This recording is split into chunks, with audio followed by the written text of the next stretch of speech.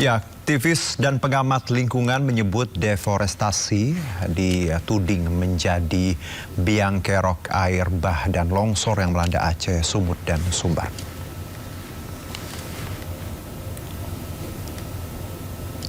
Berikut adalah tangkapan citra satelit Google Earth yang menunjukkan kawasan Leser Aceh terdapat kawasan yang tidak lagi berwarna hijau.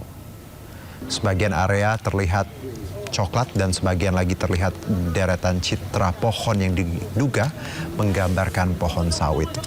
Global Forest Watch mencatat hutan primer basah seluas 320.000 hektar di Aceh hilang dari kurun waktu 2002 hingga 2024. Artinya dalam periode tersebut Aceh kehilangan 860.000 tutupan pohon, setara dengan 17% dari wilayah tutupan pohon pada 2000. Pendorong deforestasi terbesar di Aceh adalah permakultur seluas 740.000 hektar.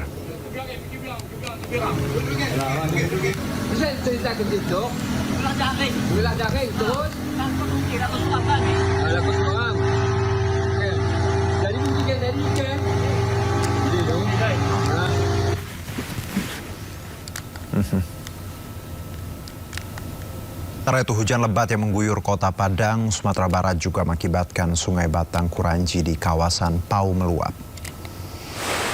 Info terbaru di depan BRI. Luapan air meluber hingga ke jalan dan menyebabkan ratusan rumah terendam dan akses jalan lumpuh total. Derasnya luapan Sungai Batang Kuranji di Kecamatan Pau, Kota Padang ini meluber hingga ke Jalan Raya Pau. Akibatnya ratusan rumah terendam banjir bahkan dengan ketinggian hingga 1 meter. Air bercampur lumpur juga menutup akses jalan menuju kawasan Lambung, Bukit, Gunung Nago, dan Oase Baru. Puluhan warga yang terdampak pun terpaksa mengungsi ke tempat yang lebih tinggi.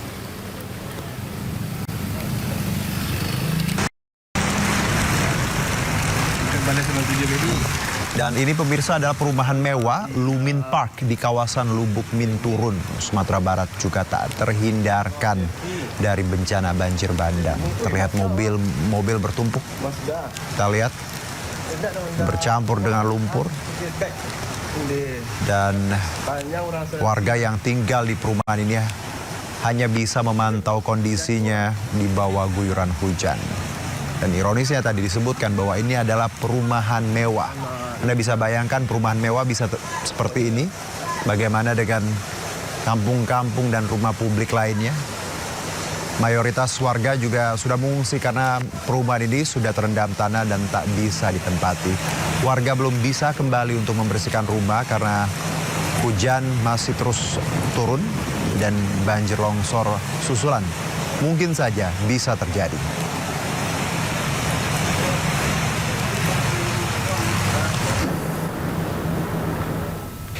Tim SAR gabungan terus berjibaku mencari puluhan korban hilang akibat banjir bandang di Padang Panjang, Sumatera Barat. Sementara itu 7 korban ditemukan meninggal dunia usai tersapu air bah dan tertimbun lumpur.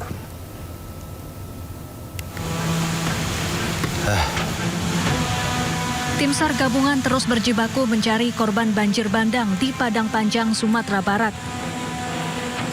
Petugas mengerahkan sejumlah alat berat untuk mencari korban yang hanyut maupun tertimbun lumpur akibat terjangan air bah Rabu malam. Dalamnya lumpur, banyaknya bebatuan dan kayu mengakibatkan petugas kesulitan mencari korban. Selain itu, hujan deras dan angin kencang juga turut menghambat proses evakuasi. Pemerintah Kota Padang Panjang sudah menerapkan situasi tanggap darurat bencana selama 14 hari. Ini kita sekarang untuk buka jalan dulu lewat dengan eskavator agar akses antara Padang dengan Padang Panjang terbuka. Kalau untuk warga yang terdampak itu sudah ada terdata yang konkret. Nah, warga yang terdampak hari ini kami masih mengumpulkan data dari informasi berapa kakak yang kita yang terdampak dari korban bencana. Diduga masih ada puluhan korban hilang. Adapun 7 korban ditemukan meninggal dunia dan dievakuasi ke Rumah Sakit Bayangkara. Dari Padang Panjang, Sumatera Barat, Agung Sulistyo, iNews melaporkan. Ya, pemerintah menerbangkan bantuan untuk korban banjir dan longsor di Aceh, Sumatera Utara, dan Sumatera Barat. Bantuan berupa makanan, obat-obatan, hingga peralatan evakuasi. Sesuai instruksi Presiden Prabowo Subianto, bantuan untuk korban banjir dan longsor diterbangkan melalui Lanut Halim Perdana Kusuma Jumat pagi. 4 pesawat membawa bantuan untuk para korban di Aceh, Sumatera Barat, dan Sumatera Utara. Bantuan dikirimkan sesuai kebutuhan di lokasi terdampak bencana. Di antaranya 150 tenda, 64 perahu karet untuk evakuasi, sejumlah genset listrik, alat komunikasi, makanan, dan obat-obatan. Sekitar pukul 7:30 pagi telah diberangkatkan atas instruksi langsung Bapak Presiden tadi malam kepada seluruh jajaran terkait untuk memberangkatkan pagi ini 4 pesawat, 3 pesawat Hercules, kemudian 1 pesawat A400 yang awal bulan ini tiba di tanah air untuk terbang ke 3 provinsi yang terdampak bencana. Jadi akan ke Padang, Sumatera Barat, kemudian ke bandara terdekat di Tapanuli, itu tepatnya nanti akan ke Bandara Silangit, Sumatera Utara, kemudian 1 ke bandara di Banda Aceh dan Lok Sumawe, Aceh Utara, karena adalah bandara terdekat dengan lokasi terdampak. Dan atas izin Bapak Presiden dan instruksi langsung beliau, seluruh tim pagi ini kembali sudah ke sana. Jadi ini bukan yang pertama. Jadi sejak hari pertama tanggal 25 November, Bapak Presiden sudah langsung menginstruksikan kepada Bapak Menko PMK untuk mengkoordinir secara langsung terkait penanganan bencana. Terus makanan dengan segala kebutuhan sehari-hari sudah dikirim. Dan kemarin kami juga melakukan rapat koordinasi dengan KL-KL terkait dan juga 3 gubernur, kemudian para bupati wali kota secara daring untuk mengupdate kebutuhan-kebutuhan terakhir yang diperlukan. Jadi yang dikirim hari ini atas perintah Bapak Presiden adalah kebutuhan yang sangat mendesak. Misalnya tadi disampaikan oleh Pak Seskap, alat komunikasi, perahu karet, kemudian genset listrik, itu hal-hal yang juga sangat diperlukan untuk supaya pekerjaan-pekerjaan tanggap darurat ini semakin efisien. Kembali bersama kami pemirsa, banjir bandang yang melanda Sumatera Utara tidak hanya menghanyutkan rumah dan material tanah. Arus banjir di sungai juga turut membawa kayu-kayu gelondongan berukuran besar. Kak, nahanin kereta kita, Kak. Tengok ini, Kak.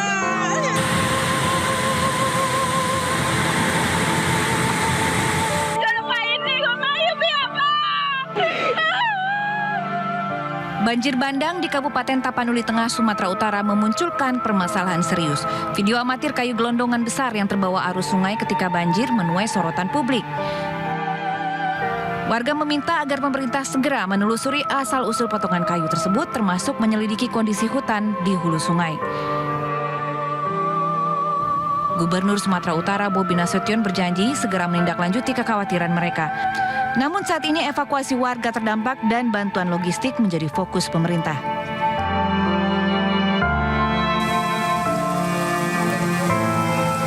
Banjir bahkan merendam rumah dinas gubernur termasuk mobil yang terparkir di halaman.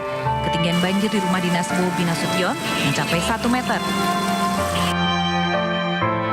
Hingga Kamis 27 November, BPBD Sumatera Utara mencatat 47 orang tewas akibat banjir bandang dan longsor yang melanda 13 kabupaten kota. 9 warga masih dinyatakan hilang dan 67 orang luka.